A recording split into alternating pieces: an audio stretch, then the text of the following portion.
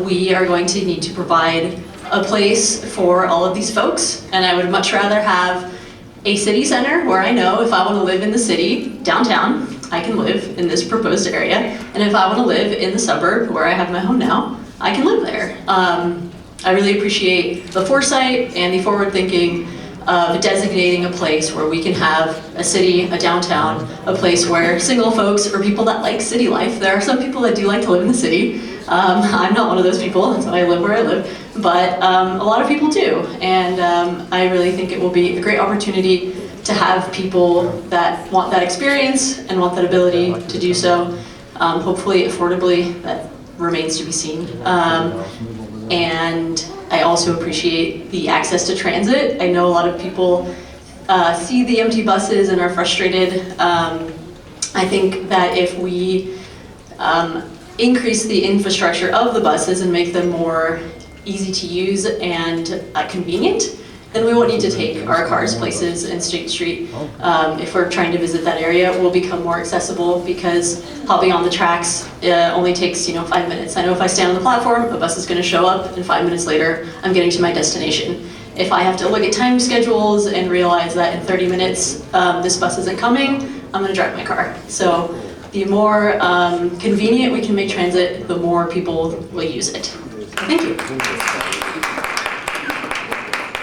Any questions? Anyone else? So we got one back here. Hi, I'm Diane Morley. Happy to be here tonight and hear all of these ideas. One thing, or something that we haven't talked about so much, is that high density does not necessarily mean affordable. And some reference was made to people who have been here for a long time, and we were lucky to come when we did. May I also say that the salaries were in Provo $1 to $1.25 an hour. So the housing costs were relative to the amounts that were earned during that era. I would also like to point out that our area is limited. We have boundaries in this valley. They're called mountains and they're called a lake. Now, we can only fill up this valley with so many people, and I appreciate the idea of our water resources. We also have geographic resources. So does that mean then we go up? Because that seems to be the trajectory of this city. And do we want to go up? And how far up are we going to go? Thank you. All right, we've got time for two more, and then we'll have to shut it down. Go ahead. Chair Sten Larson, thank you for the opportunity to make a comment. And in regards to your comment, how high up are we going to go? These 6-level proposed buildings and complexes, not only is there going to be a parking issue there, but from my understanding, 6 levels high is too high for fire truck ladders to go. Do you want to live on those top 3 floors where the fire trucks can't get to you and can get you out? Are these residents going to be made aware of that when they move in? I'm for making affordable housing, but as has been said, this is not affordable. We already have a parking issue. Safety, we want to be bringing these people in if that is in fact true, that these buildings are building higher than our safety can go. That's a huge concern for me. So yeah, I am in favor of expanding the bus system. You do have to make it more accessible so people will use it. Thank you. Okay, last comment. Who would like to make a comment? One in the back there. You're gonna make me walk, huh? Hello, my name is Landon Taylor. I'm 21 years old. I was born here in Orem in 2000. I've lived here for 21 years. Been to American Fork, been to Provo, mostly here. I just wanted to say something because I don't think a lot of people in my situation have been represented here tonight. I walked in here excited because these flashy flyers, they seemed like they would be a solution to certain problems, but after hearing a lot of the anecdotes tonight, there's obviously a lot of problems with it that I was unaware of. And so now I'm left here a little with a little less hope, because the truth is there's a lot, sounding like a broken record. We need affordable housing, we need the water, all those things.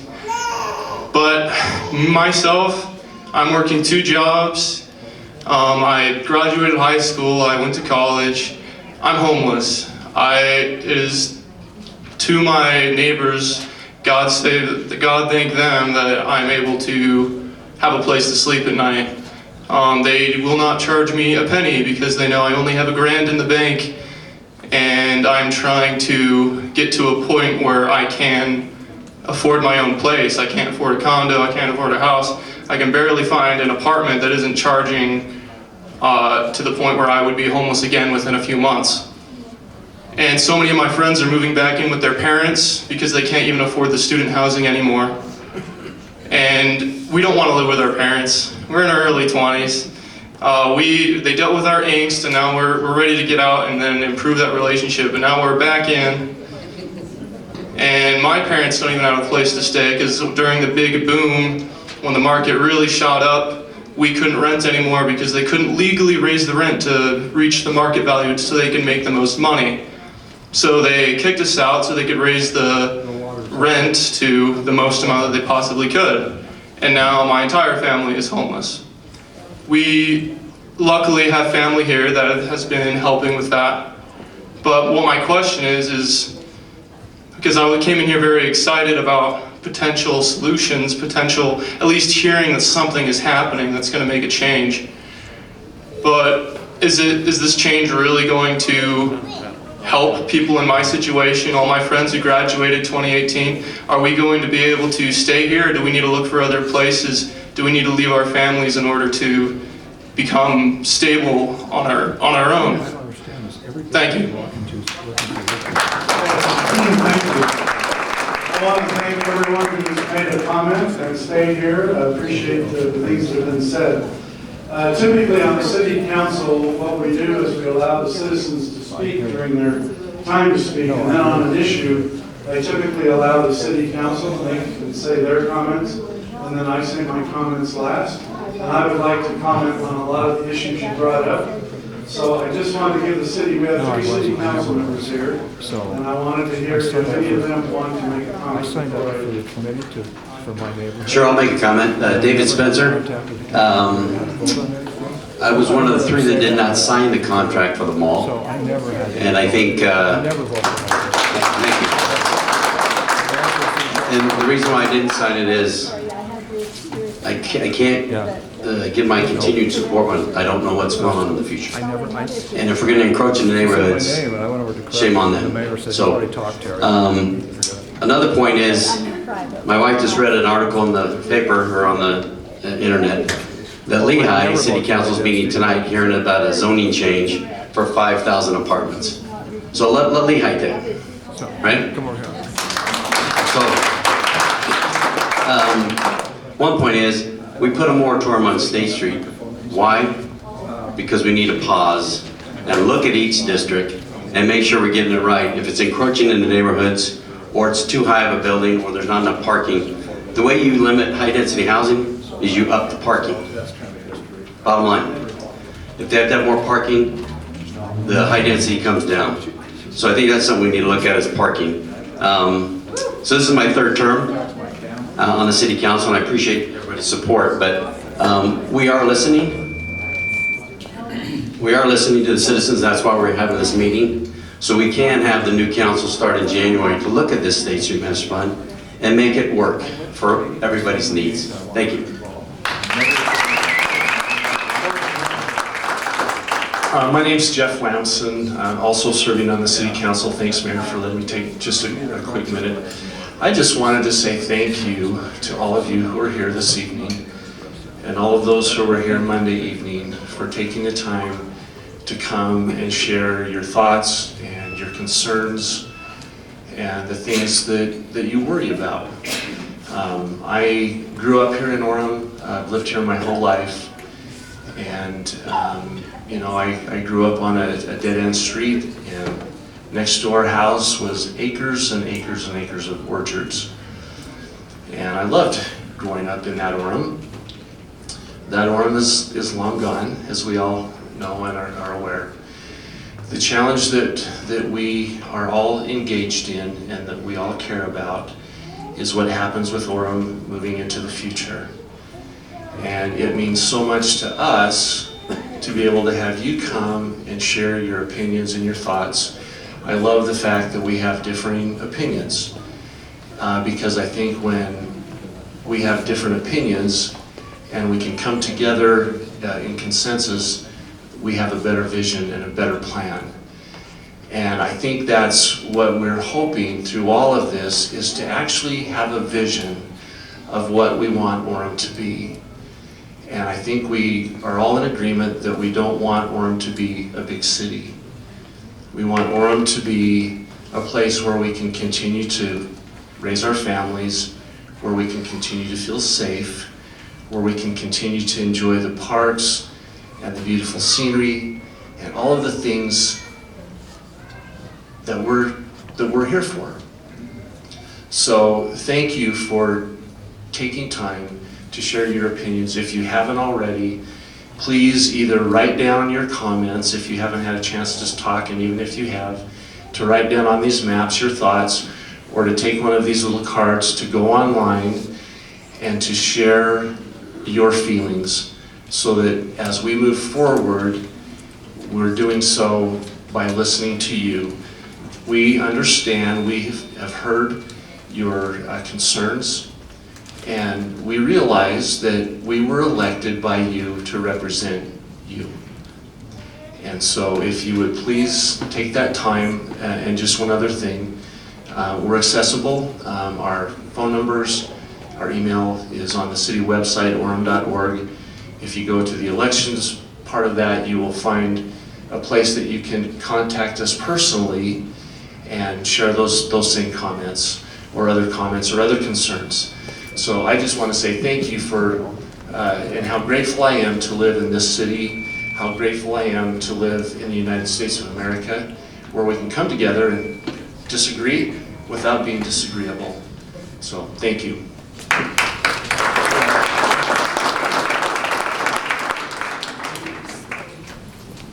So I'm going to be really quick, because I already had a comment a few minutes ago, but just a couple facts. One is we're not growing that fast. You know, we keep hearing about this growth. We were at 90,000 in 2010. Now we're at 98,000, 99,000. Do your math. We're growing at about 1% a year. So I keep hearing this massive growth in Orem. We don't have massive growth in Orem. We're pretty much built out.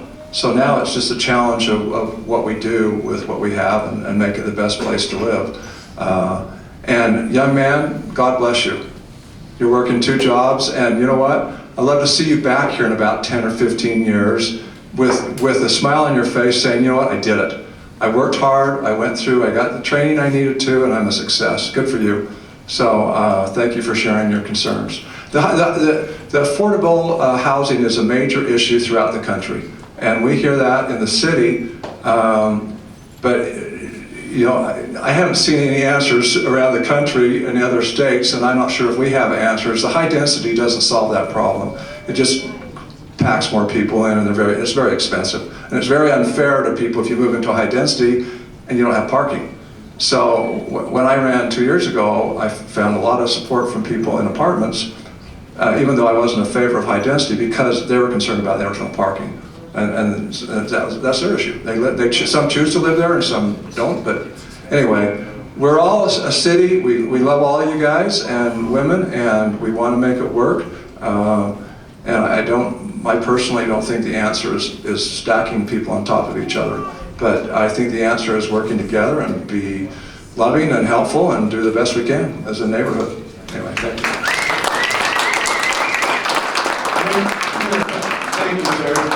Lene Millett has been elected to the City Council, and we'd like to give her a shot. Hi, thank you so much for coming out tonight, and thank you for being involved and for voicing your opinions. I've been involved in a lot of issues in this city and heard a lot of feedback from people as I've walked neighborhoods and gone to cottage meetings through this past election cycle, and I'm very encouraged from the words that we've heard and the involvement and the engagement that our residents have. I agree with a lot of the things that have been said tonight. Orem's a great place. You know, once again, I'm gonna applaud this young man too, working 2 jobs, you know. That's kind of where we all start, right? We start by working hard and getting into a rental, getting into a small town home, getting into a home. You know, there's a progression of how we all improve our lives and get that opportunity for building personal wealth. I want to just let you know that we are studying this State Street Master Plan carefully. We are finding areas of concern, and that's why we're where we are now. So my goal is to see how we're going to rectify these areas of concern and how we're going to help keep Orem the great place that it is. And I appreciate your support. Please go on the portal, give us your opinions, and thank you for coming again. Thank you, I appreciate that very much. I appreciate the fact that you've all stayed and that many of you have made comments. I wanted to make a couple of comments about what was said tonight. First of all, we as a city are facing the same thing that all the other cities on the Wasatch Front are facing, and that is growth, that is housing, that's affordable units where people can live. And back in the day when I graduated from BYU, I lived in apartments, and then from, as Lene mentioned, I went from my apartment to a house that was built in 1861, and I redid that house. It was condemned by the city.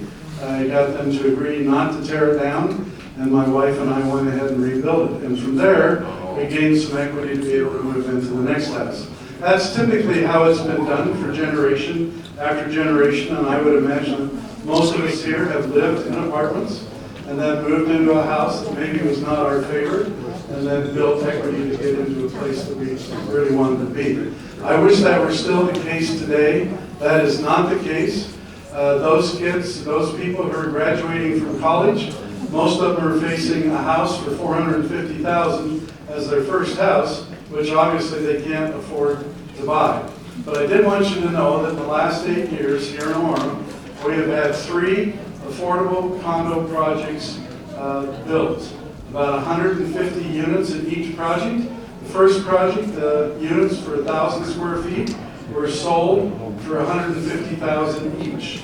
The second, $180,000, and the other one, which is being built right now, is selling for about $200,000 each, which actually is a price point that a lot of people actually could get into, and they will own the condo and they will actually have equity to build. They can't get into $450,000, but they can get into $200,000. So we have got other areas in Orem that I would like to see this kind of thing occur. I know of one area for 14 acres that I would like to turn into affordable condo project, and other areas that I've been working on. So we're very concerned about it, but it's an issue that is much bigger than the city of Orem, much bigger than all of us, that everyone is trying to deal with. So we're trying to deal with it the best way possible. As far as housing goes, you need to have a mix of housing within a city to allow people to live where they can afford and what they want to live in. So with that point of view, we have looked at the idea of having some high density in an area that makes sense on State Street in 5 smaller districts that are actually mixed use with business on the bottom and residential above. And that idea is that we keep the high density along State Street so that there is mass transit, there is walkability, there is traffic flow for them. We do not want to put high density within your residential neighborhoods. As I mentioned, 2 years ago, we passed a law that no residential zones can be changed into high-density zones for high-density apartments. That means that high-density apartments are not coming next door to your house. They're not coming across the street. We're working to keep our residential neighborhoods solid, and we have residential neighborhood plans to work accordingly, and then we want to put high density where it makes sense. Now there's a question as to how high the high density should be. We have one project that's looking at 70 feet in height. That kind of brought on the moratorium that we're looking at. So now we're looking at does 60 feet make sense? Does 50 feet make sense? And that's actually what, for all of you, together with us, we decide together. The other thing is on parking. Parking can be 1.75 cars per living unit, 2 cars per living unit, or 2.25. I'm actually saying that the wrong way. 2.25 living units per car. Let's see if I can say this right. We want to keep the parking down. So we're trying to look at the idea that we have 2.25 people per parking space. And so we're looking at 1.75, 2.0, and 2.25. The interesting thing is we've done a survey as a city, and we found that actually 1.75 parking spaces per living unit actually works, but a lot of people would rather have it at 2.0 or 2.25. Now, a couple of things I wanted to mention here in our city. First of all, people have talked about, do we have the infrastructure to actually support more people moving into the city? We actually do have the infrastructure, and water seems to be the issue that everybody has brought up. So just to let you know, Orem is one of the best situated cities for water in the entire county. We only today, mind you, at 92% built out, we only use 62.5% of the water we have available to us. And the reason that we do that is because we have water rights at Jordanelle Dam. We bought them when they're expensive, and now they look cheap. We bought water rights at Deer Creek. We bought water rights on the Provo River. We have 4 natural springs up in the mountains, and we have 11 deep water wells. We actually are better situated on water than any other city within the county. And we have plenty of water to move forward. So we're in good shape there. Our roads, if you look at State Street is 3 lanes each way. UDOT owns State Street. Orem does not own State Street. UDOT has come out and said that in fact those lanes will not be changed and will not be diminished whether we have a bus lane go in there or not. So they're going to keep 6 lanes, 3 going each direction for the future regardless of what occurs. I think that's important to realize. One other thing you may not, I'm sure you probably don't realize or know, is that UDOT has segregated out $2.5 million for traffic calming situations on State Street. By that, what I mean is that they're planning to put in medians in the middle of State Street, and they're not planning on putting in medians where there'll be landscaping or trees. They're going to put medians in the middle to get the traffic to be calmer. Now, on University Parkway, when we rebuilt University Parkway, we had trees put in, we had the road widened, new sidewalks, and we beautified it. What's interesting is since that has occurred, accidents on University Parkway have decreased by 45%. And you say, well, why would that occur if University Parkway has been beautified? Well, it's because you have these traffic calming medians in the middle, and people are not able to turn as much one way or the other, and accidents are not occurring. Now, you talk about mass transit. You may not see mass transit for what it is today, but if you're here 10 years from now, you'll appreciate very much what's occurring today for the future. And we're building for the future. The other thing that I want you to remember is that within the city of Orem, we love our family homes. We love our residences. We love where we live. I would like to keep that going the way it is. That's why we put in 2 laws to eliminate high-density housing in the middle of residential neighborhoods. But the reality is, we still need places for people to live. And each one of us, like I said, has had to live probably in an apartment sometime in their life. And I appreciated the fact that whoever built the apartments that I lived in actually built them so I could find a place to live. So I think it's important we look at this from all perspectives at each other and say, what can we do to help each other? Not just my point of view, but other points of view. So one thing I want to bring up, in our city, we have 4 fire stations.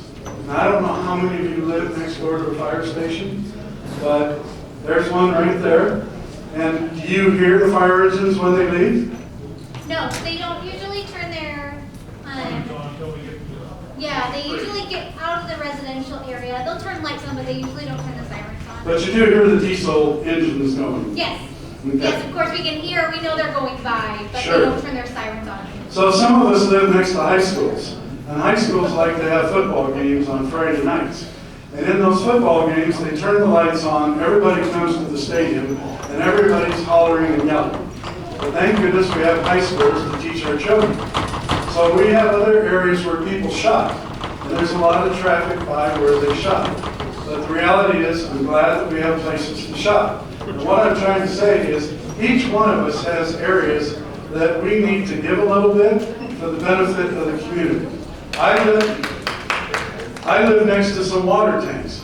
When those water tanks were being built, the trucks would go up our road at 6 o'clock, 6:30 every morning, diesel trucks, and they'd go back down. They weren't using their Jake brakes, but they would go back down, and my wife was sitting there going, I can't stand this, all this noise of these trucks.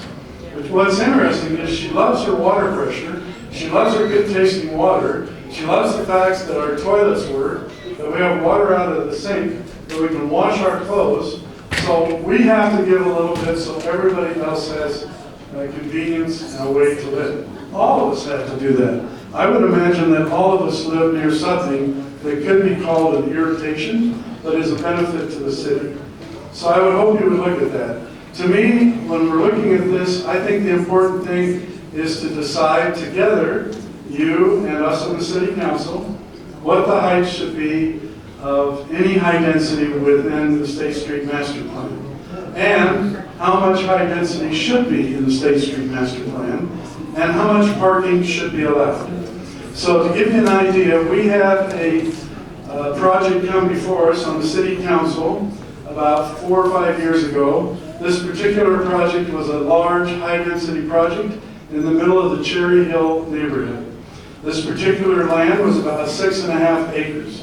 The gentleman who owned it, his wife died, he remarried, he wanted to get rid of it, and they wanted to turn it into a beautiful high-density project. They went before the Planning Commission. The Planning Commission passed it 7-0 to approve this particular project. It was a beautiful project, and I agreed with that. But when it came before the City Council, we actually disapproved it 7-0.